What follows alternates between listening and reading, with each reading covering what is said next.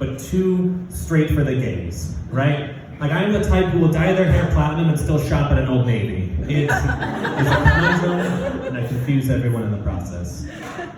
No, I do like this haircut. I just got it recently, and I've been getting a lot of compliments on it. Woo!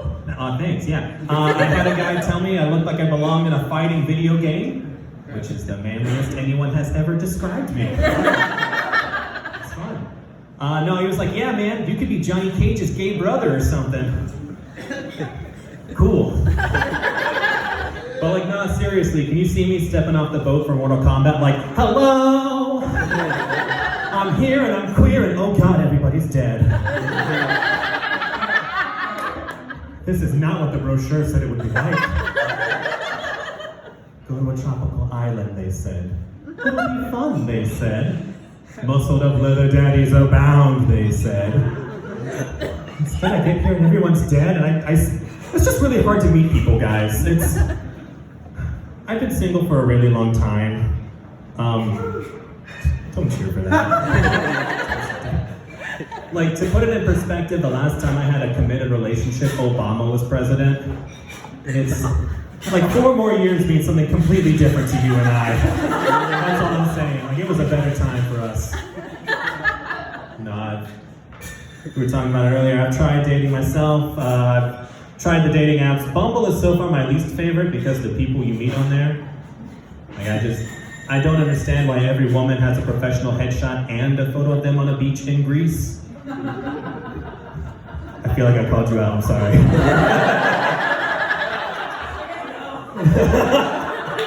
Well, like, what, are you just trying to signal your racism so strong even your sand has to be white? Like, that's what I always question when I see that.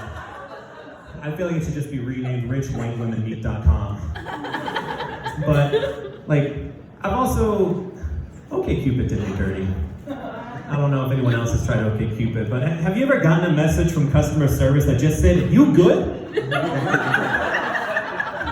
It's been 3 years. We'd say happy anniversary, but we don't want to rub it in. So instead, you're now a community moderator. Have fun with that, kid. I honestly have the power to kick people off OkCupid. It is weird as fuck. It's a strange place to be.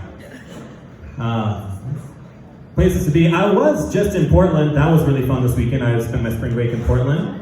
It was really good to be back. I lived there for a few years. First time back in 7 months. Got to see my friends. I got this sick ass tattoo. I also got laid. Thank you. Also, fuck all of you. Like, it is a bad thing whenever a room full of strangers can tell that that's an accomplishment. Like, that's the brand that I'm wearing right now. Like, thank you all. I'm just like, yeah, I got laid, and like the people that aren't my friends are like, oh, he worked really hard for that. That was good. And all my friends are like, no, he did really work hard for that. This has been a long time coming. But like, no, it's cool. I do love Portland though. I'm originally from Kentucky, but like I said, I moved there like about 5-6 years ago now.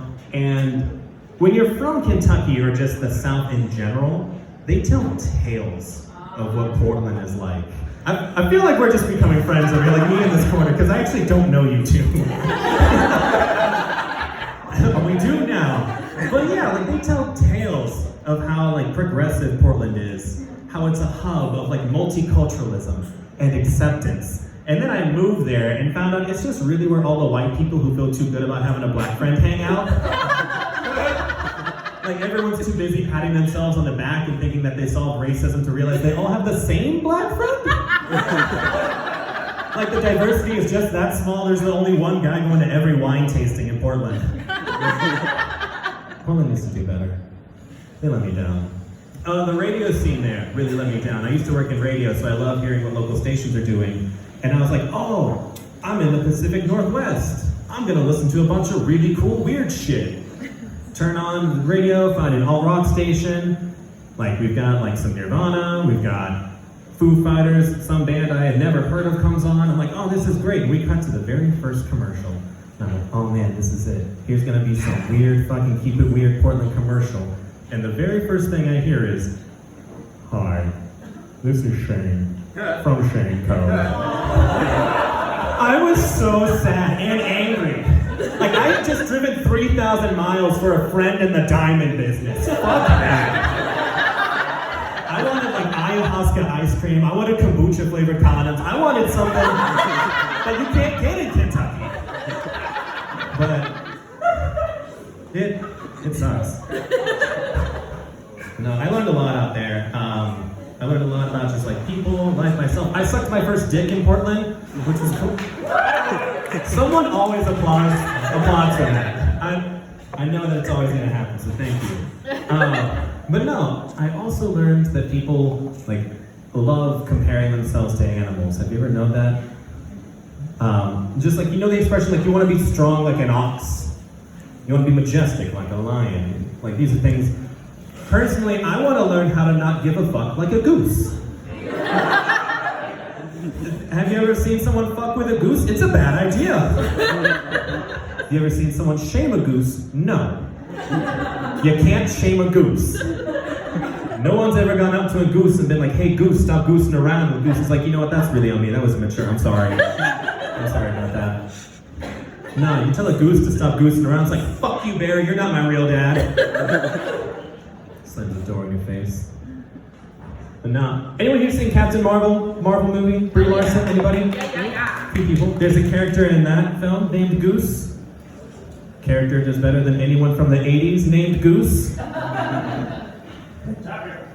Top Gun. Dead.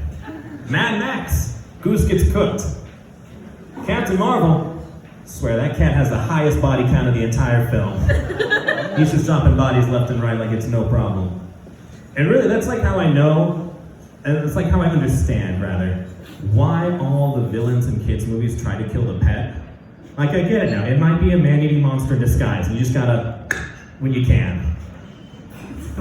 It's a little dark, I'm sorry. That was the one I lost you on, that's okay. Because, like, seriously, like, Cruella de Vil makes so much more sense now, right? Like, also, she won. We can all admit that, right? Cruella de Vil wins. When's the last time any of you saw a Dalmatian? They're dead. All the Dalmatians are dead. It's like, really, like, I'm convinced that she's the most evil Disney villain out there, right? Like, everyone else is just after power. Scar, Jafar, Ursula, they just want to be Charles in charge of wherever they are. Meanwhile, Cruella de Vil is out here wearing the skin of dead puppies like some Buffalo Bill motherfucker. She's just over here hanging out in front of a tripod like, would you take me for a walk? I would take you for a walk. No, you've been a great crowd. Thank you so much.